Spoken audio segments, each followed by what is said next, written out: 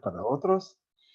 Muy bienvenidos a nuestro nuevo encuentro. Este era el espacio de Dilemas de Torá, que cumplió sus 2 años.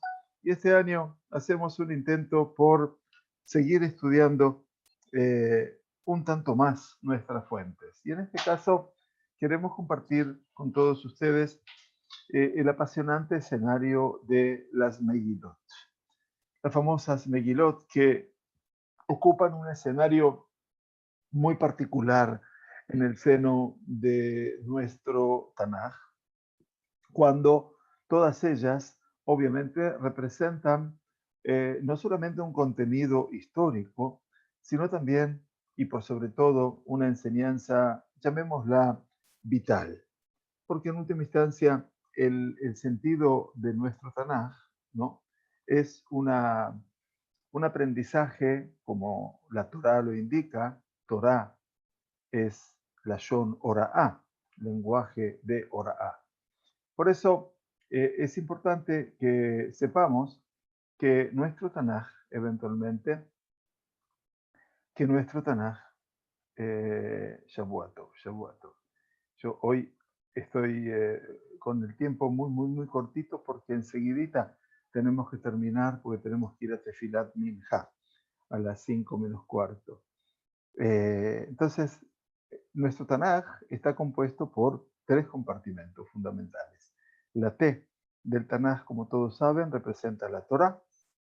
La N de Tanaj, la Nun, los Nevi'im, los profetas. Y aquí tenemos 2 grandes compartimentos, Nevi'im Rishonim, que son todos los libros historiográficos que tienen que ver con Yoshua, la entrada a la tierra de Israel y la conquista, la época de los jueces, Shofetim, la época del comienzo de la profecía oficial y de la reyesía, ya en el libro de Shemuel, primero y segundo, donde eventualmente el rey Shaul y el rey David serán también protagonistas de este escenario, para luego el libro de Melahim, Reyes 1 y 2, que nos va a hablar obviamente de un reinado que se divide entre el reinado del norte, Israel, y el reinado del sur, Yehuda, eventualmente, y en última instancia, por sobre todas las cosas, el exilio tanto de las 10 tribus de Israel o de las 2 tribus de Yehuda, que termina con el escenario del Galut Babel, de la diáspora, el exilio babilónico.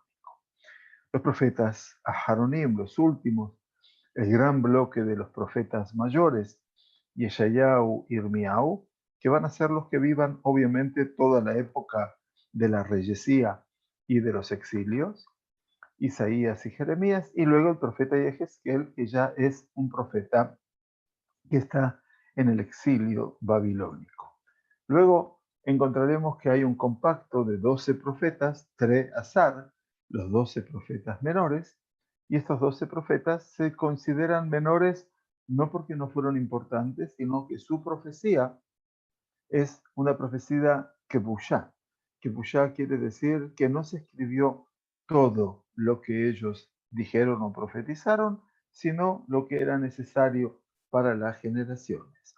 Del profeta Osea al profeta Tsefanía los encontraremos en el siglo 8, 7, 6.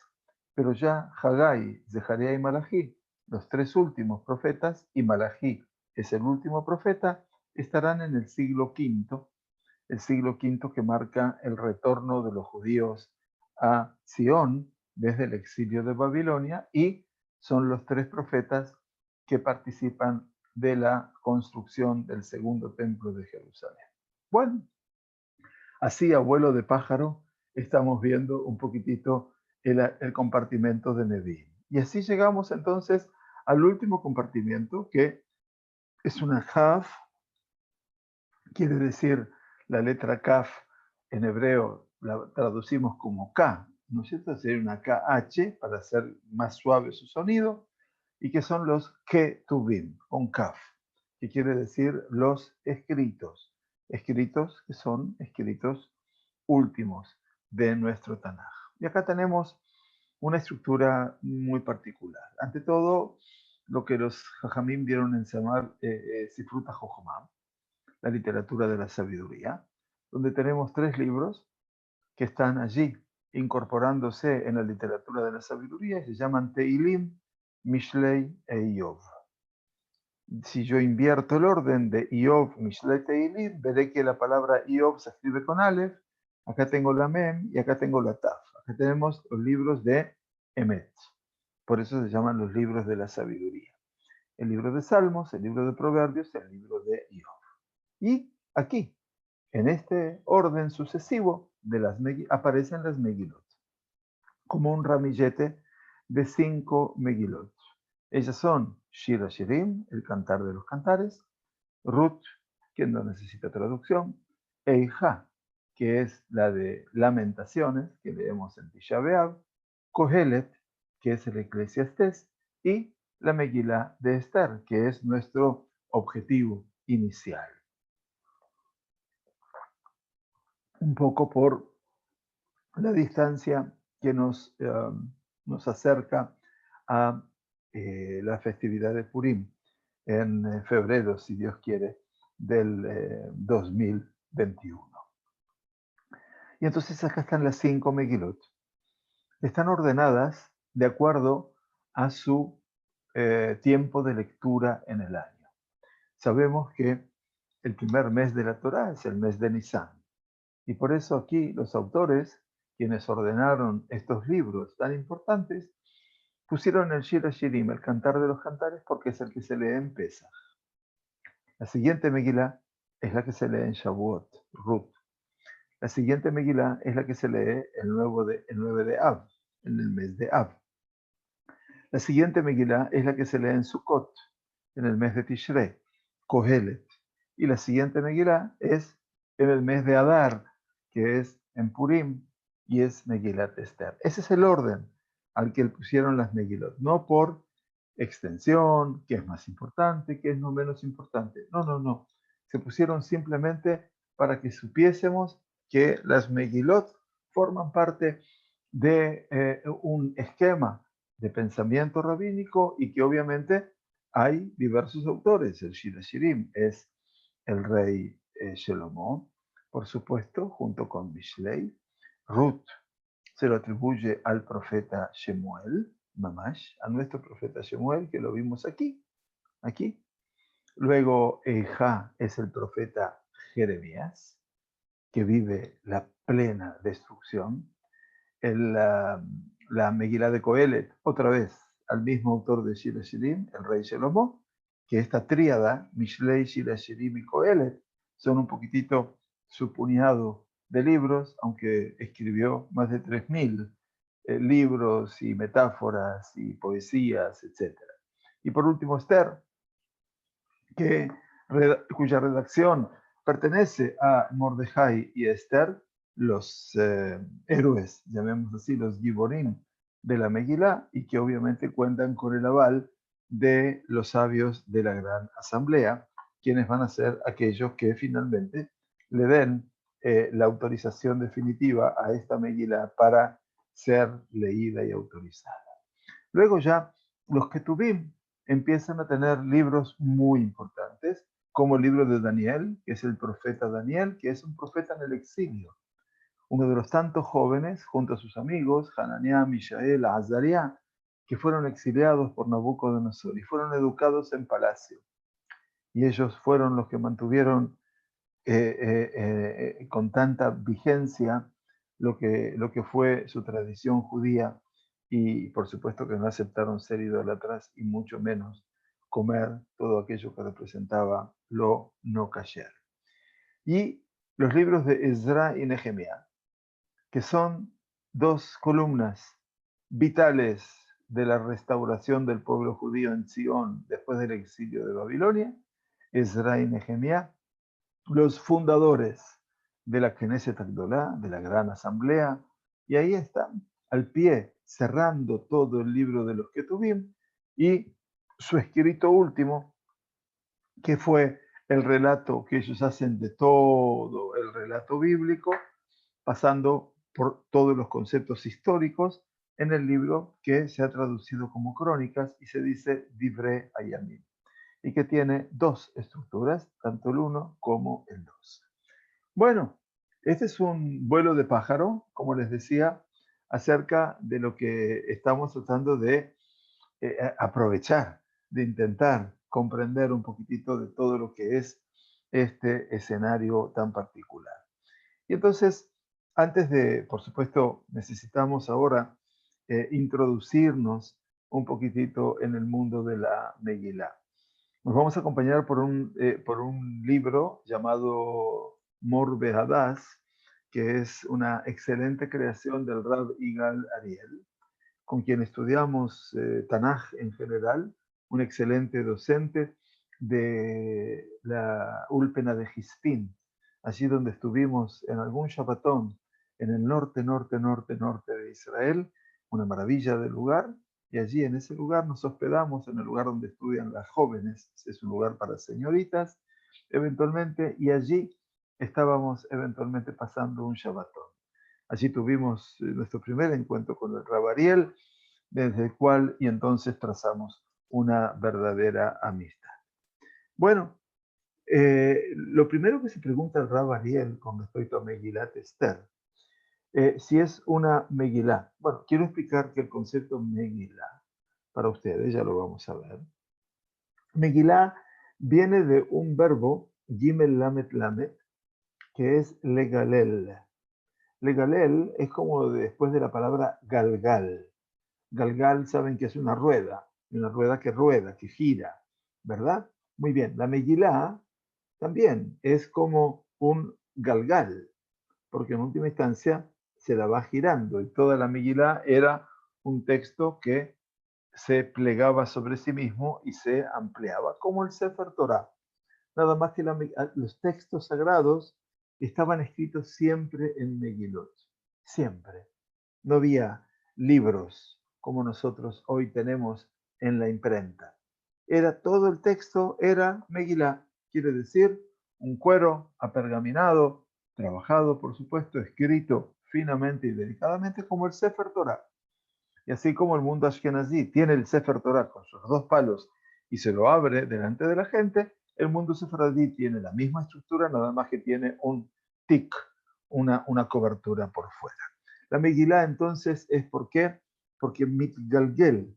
Mitgalgel quiere decir va doblando sobre sí mismo, va girando sobre sí mismo y de esa manera entonces tenemos el sentido del galgal, la Megilá, y él cuando la tradición ashkenazí, el Bet Knesset ashkenazí termina de leer el Sefer Torah, entonces dicen Yamdu Amakvia Behagonel.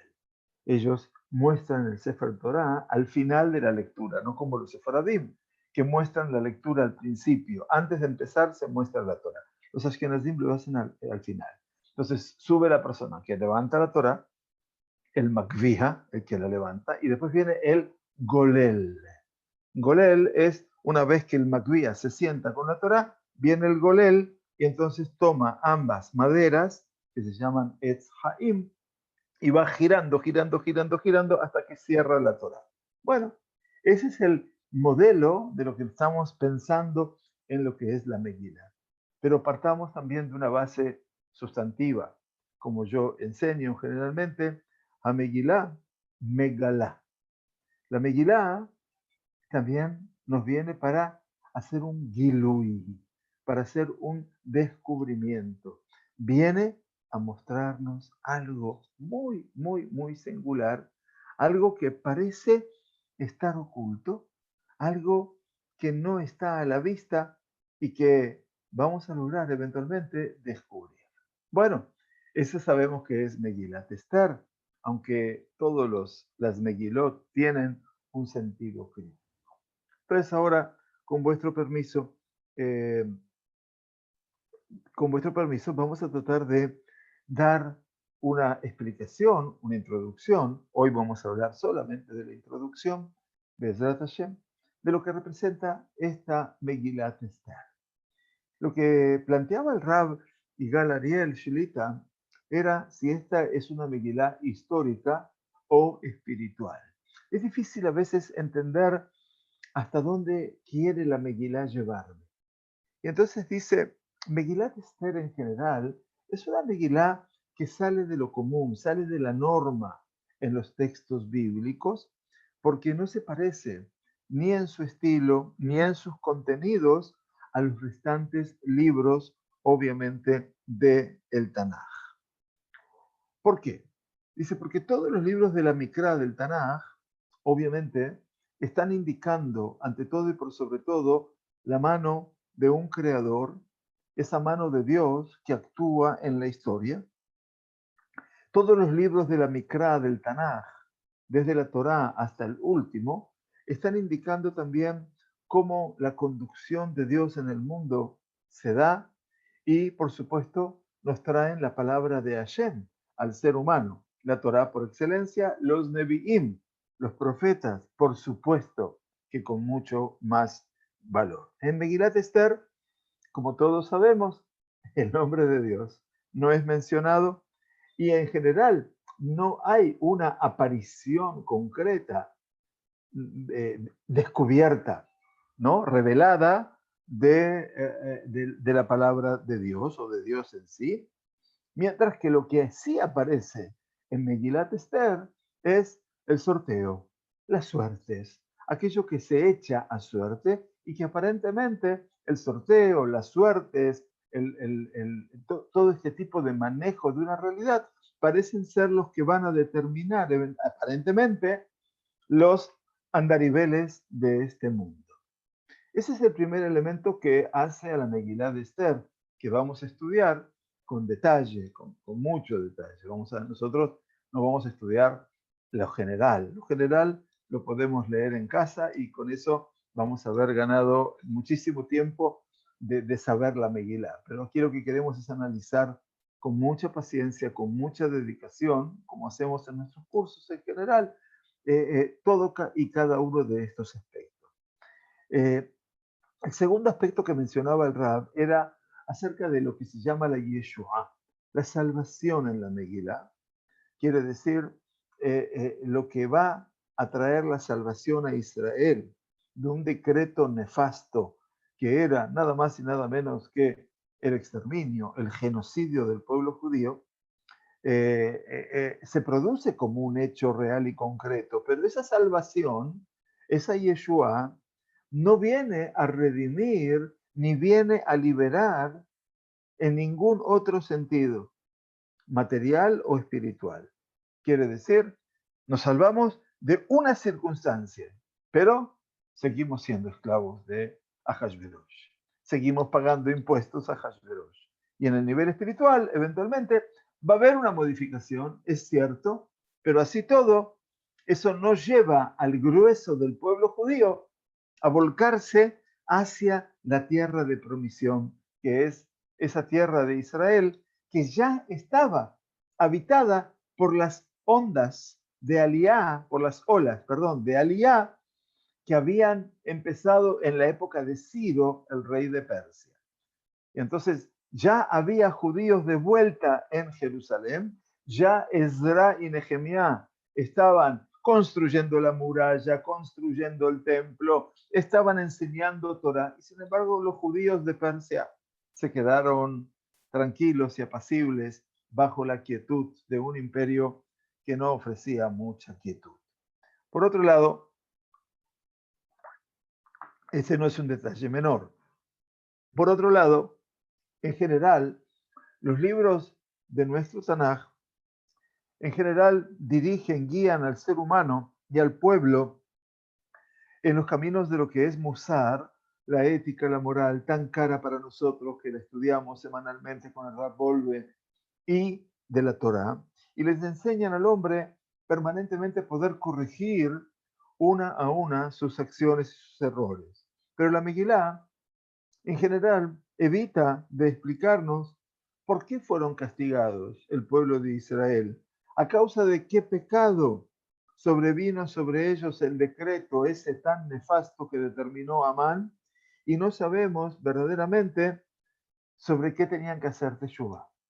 Eso también es un aspecto de las cosas ocultas. No solamente lo oculto es Dios en la Megilá, sino también hay otros motivos que tenemos que saber reconocer. Por otro lado, la Megilá nos describe a veces con asombro, el ascenso de Esther al poder y sobre la salvación, perdón, y todos los hechos que rodean el accionar de Esther la reina. Pero este reinado es un reinado extraño para nosotros, que obviamente Esther no alcanza a ser reina porque es la futura esposa del rey por una herencia determinada, por una cadencia, por una ascendencia determinada, sino que Esther gana una competencia de prostitución y de violaciones, dice, aplastando inclusive su voluntad y su propia dignidad. Sí, sí, sí, no estamos aquí exagerando la realidad. Nosotros siempre enseñamos y sabemos eso, porque el pan, la visión de lo bello, de lo lindo, del baile y de la dicha y la elección de la reina. Miren, esto en Persia era una debacle total. Un mundo donde se secuestraban jóvenes, y no una, dos, ni tres, cientos de jóvenes, y que eran llevadas a palacio y que eran violadas en el palacio. Y bueno, también Esther forma parte de esa prostitución en medio de todo ese recorrido espero no estar cambiándoles ninguna de las cosas ideales que aprendieron a lo largo de la vida. Pero bueno, aquí vamos a tratar de ver las cosas desde un lugar real. Otro aspecto a tener en cuenta es la vida de los judíos en la Megilá. Nos habla de judíos que están completamente desconectados de Jerusalén, ¿sí? Y en general, los hombres de Shushan, que es la capital del reinado, que era una población judía muy adinerada, muy rica, no tienen vínculo alguno con la tierra de Israel y con la reconstrucción de la tierra de Israel, que está viviendo sus épocas iniciales de Shivat Zion, quiere decir el retorno de los judíos a Zion y la reconstrucción del templo, de Jerusalén, de la vida judía. El retorno a Zion es una época fundacional, ¿sí?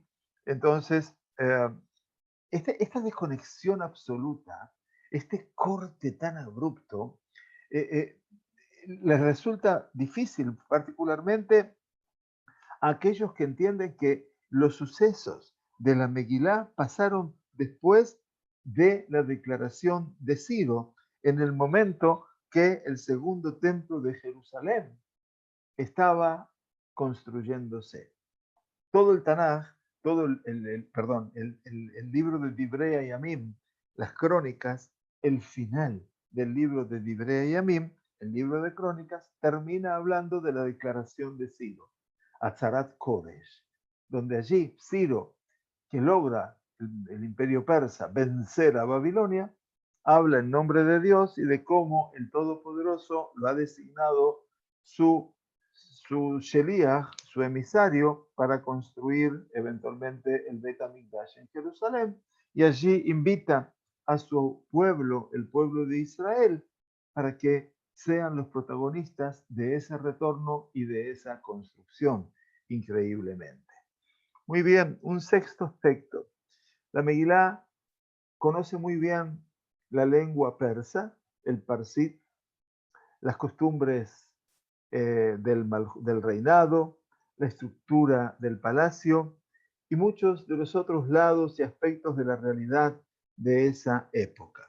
Entonces, de una u otra manera, tenemos que saber que todos los libros que son pertenecientes a la época del Segundo Templo, está obviamente el imperio persa de Darío, que es el hijo de Ciro. Fue un imperio mucho mayor que el de Babilonia y que el de Asiria. O sea, Persia fue mucho más grande a nivel de extensión geográfica, territorial y también militar.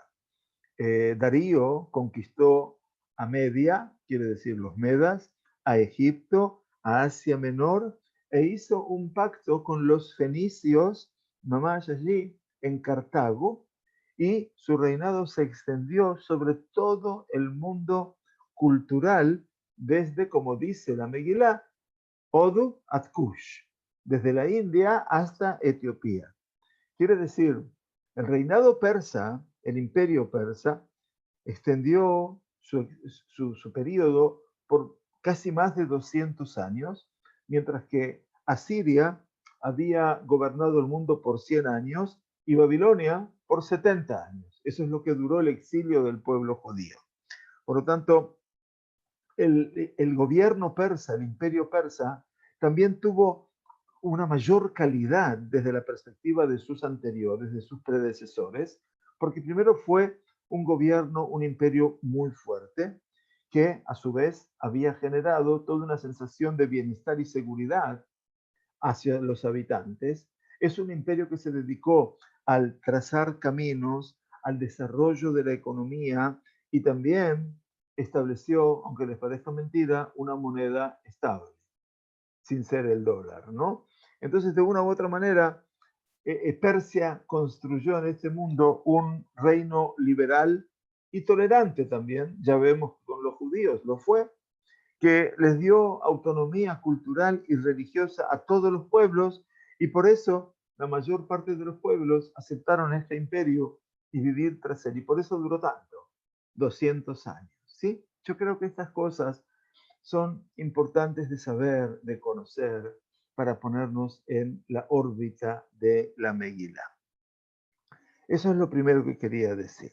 La Megilá también sabe de la historia heroica de Ahasverosh, pero prefiere ocultarse, tal vez a propósito de todas las gestas militares y políticas y de todos los acontecimientos históricos grandes que acontecieron en su época. ¿Qué significa esto? Claro, todos tenemos a Hashverosh como el rey bobo, eventualmente, ¿no? Pero claro, si podemos recurrir un poquitito a la historia, vamos a entender que las cosas no son como las pensamos nosotros. La mayor parte de los investigadores, ¿sí? Eh, identifican a Hashverosh con Hashi'aras, quiere decir con Carqueses, que quiere decir Xarqueses en realidad, o Artajerjes, así lo llamaban también en griego, que él vive entre el 485 y el 465 antes de la era común. Y entonces, obviamente, todos estos investigadores tienen muchos cuestionamientos, eventualmente muchas dudas, eh, si esto forma parte de un relato, de una leyenda, y no es un relato fiel a la realidad histórica. En principio, el primer elemento que resulta difícil, dice Yehezkel Kaufman en su libro Toldot Emuná a Israelí, que es uno de los libros que estudiamos en nuestra juventud para ser docentes en las escuelas hebreas o ser directores de escuela. Kaufman sostiene que es difícil hallar una cronología, un detalle especificado de todos los acontecimientos de la Megilá en la historia persa, o inclusive poder adecuarlos uno con otro. Pero es posible que el motivo de esa no posible adecuación pertenezca también a los judíos, en realidad. ¿Por qué? Porque los judíos estaban amenazados en forma directa y entonces, al entender los judíos la pesada gravedad, lo grave que era el decreto, entonces se vincularon con ella de una manera diferente y por lo tanto no lo trajeron de una forma concreta. Y así sucesivamente. Entonces sabemos que en general, dice Kaufman, Yeshem del Rab, dice él, hay una gran diferencia entre la imagen de Ahasverosh, el gran luchador conocido de la historia, a la imagen de la Ahasverosh en la Megilá, que es un hombre frágil, que es un hombre pasivo y que es un hombre que está entregado solamente a los placeres terrenales. Pero sugiere algo muy interesante, Kaufman, y dice, tal vez los acontecimientos de la Megilá son una consecuencia de revoluciones, revueltas, que acontecieron en el reinado de Artajerjes y que influyeron también sobre el funcionamiento.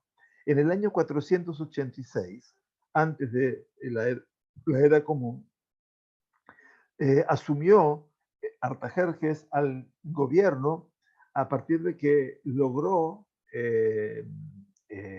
suprimir o anular las revueltas en Egipto y en Babilonia. O sea, el imperio persa también tiene batallas internas, no frentes internos. Artajerjes no se conforma con lo que ya tenía bajo su mano y después de que basamentó mucho más su reinado e inclusive logró dominar casi a todo el mundo y lo puso bajo sus pies. Entonces lo que nos dice en el año 483 había programado una guerra realmente muy, muy grande contra Grecia. En el año 481 se llevó a cabo una guerra mundial entre Persia y Grecia. Ahasverosh había reclutado un ejército inmenso, había reclutado barcos y también todo tipo de armamentos, también extendió puentes sobre, obviamente, para que puedan cruzar toda la infantería que tenía y los jinetes, y en última instancia también para poder acercar sus barcos hacia su destino. En el año 480, estoy hablando a nivel ahora de la historia, Ahasverosh pudo derrotar a los espartanos en una guerra eh, eh, continental, quiere decir en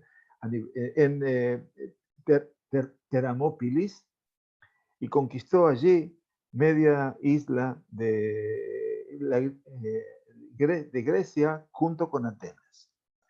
Claro, Ahasverosh, dicen, se emborrachó de sus éxitos en la Yabashá, en el continente, y siguió con un acecho por mar sobre la flota griega en el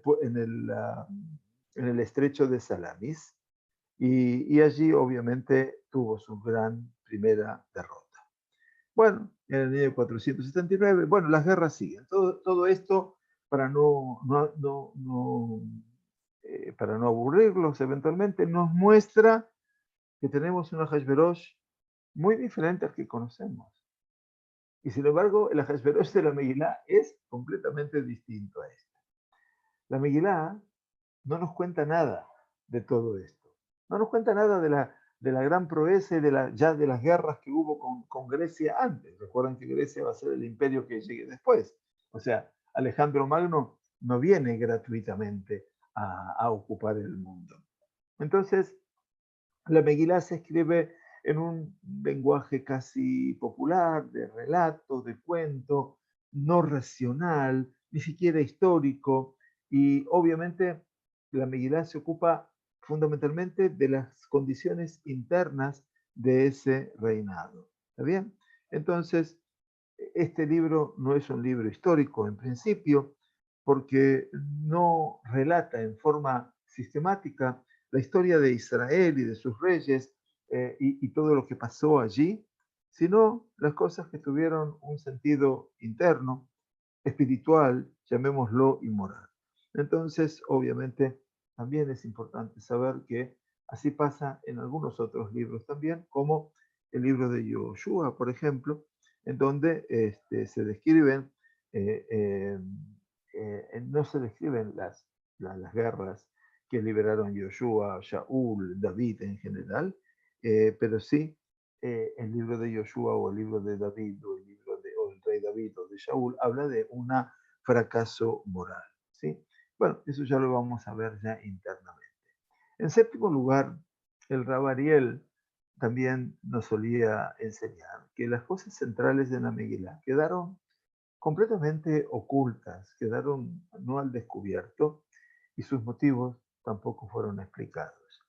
El odio de Amán no fue explicado apropiadamente porque lo que hizo Mordejai contra Amán no es un motivo suficiente para exterminar a todos los judíos. Y desde otro aspecto, desde otro lugar, la Megilá tampoco explica el motivo de negación de Mordejai para con Amán, inclusive la posición de Hashverosh, imposible de ser, que no es continua, que es- no es constante eventualmente, y la posición de Hashverosh es todo el tiempo una posición que cambia de derecha a izquierda y de izquierda a derecha. La Megilá, obviamente, es también diferente de todos los restantes libros del Tanaj, y esta es su particularidad, y tal vez ese sea el motivo de su importancia. La Megilá de Esther no viene a traernos a nosotros algo de lo conocido, ya de los libros del Tanaj anteriores, sobre otros milagros que acontecieron en Israel y que nos cuentan en general sobre una iluminación por parte de la Shejinah, de la presencia divina a Israel, y su aparición, su revelación manifiesta en la tierra. La Megilá quiere decirnos algo nuevo, que sin ello podría eventualmente, el Tanaj podría carecer de un matiz importante. Esther nos viene a enseñar, dice el Rab Ariel, que también Parás, Persia y Media, en la oscuridad del exilio, en una situación de ocultamiento de rostro por parte de Dios, allí también se nos presenta la supervisión de Dios y aún así allí aparece también la presencia de Dios, a pesar de que eso ocurra en un Esther total, Esther con Hei, que es ocultamiento total y en formas muy, muy sinuosas, no necesariamente directas. La Megilá, nos dice el Rab finalmente, deja a todos los acontecimientos en forma un poquitito ocluida, porque su objetivo, el objetivo de la Megilá, es presentarnos el milagro de aquellos días como un modelo para las desgracias del Galut, todo, y las salvaciones de esos modelos de desgracia. Por eso, no hay tal importancia para los motivos especiales de los héroes, de los actores principales del relato. Al contrario, el no traer tantos detalles, la carencia, la ausencia de detalles personales transforma la Megilá en una Megilá para todas las generaciones. Porque el fondo y el trasfondo de la Megilá nos viene a reflejar una dimensión muy baja del Galut, la más baja del Galut, tanto la externa como la interna espiritual, mamash al unísono. Ein Eretz Israel ve Ein Torah. No hay Eretz Israel, no hay Torah, no hay Shem Shamaim, no hay nombre de Dios y tampoco hay Geulah, tampoco hay redención. En la Megilá de Esther nada de eso hay, nada, absolutamente. Los acontecimientos no se entienden, los caminos por donde Dios se manifiesta no se saben, no son conocidos, y a pesar de todo eso, aparece la Ashgajá, aparece esa supervisión divina y redime a Israel. Las cosas acontecen en forma oculta, extraña, pero lo más importante es que la Ashgajá, esa presencia divina inacabable, actúa en cada y en toda situación y conduce las cosas a su lugar. Lo que dijo el David Amelech en sus Teilim acerca de sus sentimientos con respecto a este escenario, aún así para el destino del pueblo en su galut, dice David Amelech, y Mesak Shamaim Sham Ata. Si habré yo de elevarme a los cielos, allí estás. Beatzia Sheol y Neka. Y si me voy a la profundidad del sepulcro, allí también estás tú. En Esakam Fei Shahar, Ashakenabe Aharitiam. Te veré en el amanecer y te encontraré más allá de cualquier dimensión de los mares. Hermosísimo Teilim, que es el Teilim 100. Kuflametet 139. Entonces dice la importancia, dice el Rab, del día de Purim. No llega, por supuesto, al nivel de las festividades de la Torá. No es un día festivo, no es un Yom Tov, lo sabemos. Sabemos que no existe la posibilidad de, de no hacer trabajo, se puede hacer trabajos. Y para la mayor parte de la gente el sentido no es tan el sentido profundo en general dice no, no se entiende la importancia del día de Purim, ¿sí? Entonces, es por eso que queremos estudiar la Megilá desde otra perspectiva, para que se pueda entender. Pero nuestros Jajamim sí se detuvieron sobre la característica de la Megilá y sobre los contenidos de esta festividad. Y por cierto, los Jajamim le concedieron un punto de elevación muy importante y aferrarnos a la eternidad. Af Arja Shulchana. Dice, también preparó su mesa.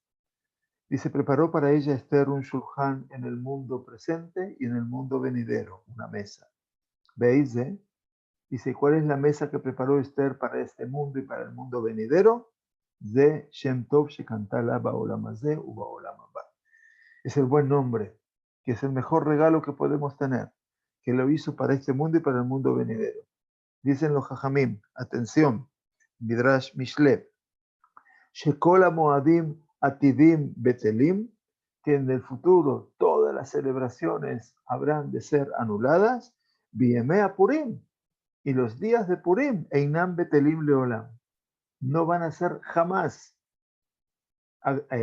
terminados. Sheneemar, Biemea Purim Aele, Lo Yabru Mitoja Yehudim. Y los días de Purim, estos obviamente no van a quedar fuera, no van a quedar fuera de la celebración del pueblo de Israel. Este es el punto en el cual vamos a quedarnos para poder retomar desde aquí, eventualmente, el punto central de Purim, cómo entender a Purim, y vamos a tomar el último vuelo acerca de lo que representa los dos Goalim, quiere decir los dos redentores que tiene la Megilá, para después, sí, entrar de lleno en el Bezrat Hashem, en el capítulo 1, si Dios quiere, de nuestra Megilá.